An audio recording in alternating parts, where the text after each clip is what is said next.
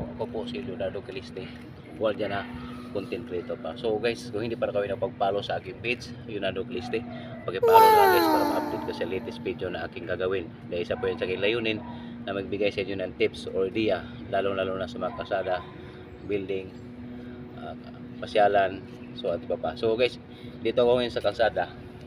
Tapos, yan po ngayon guys, ituturo ko sa inyo. Ito po yung dati na isang uri ng gulay o halaman. O sino po yung nakakaalam nito, paki-comment na lang sa comment section guys. So ituturo ko sa inyo guys. Ito po yun guys, oh.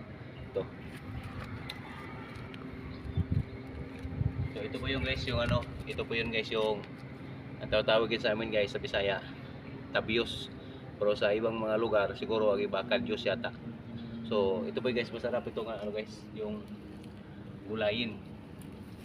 Ito yung parang kahawig lang mo ito ng bunggo. Kung nakakain na kayo nito, masarap to sa ginataan. Tapos lalagyan po na siya ng dilis na prito, ihalo ko sa gata. Masarap ito guys, ito po. So pagkikita ko sa inyo guys sa picture, klaro-klaro ito. So ito na po yung guys. Ito yung halaman na ito guys. Ito po yung tabios sa amin. Ito. Tanim to guys. Nandito ako sa kalsada ngayon guys. Oh, ito. Dalawang puno to guys. Ito. Ayan.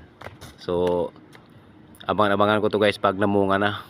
Baka pwede makahingi ito na gulayin. Nandito lang kasi ito sa kalsada guys. So yun lang guys.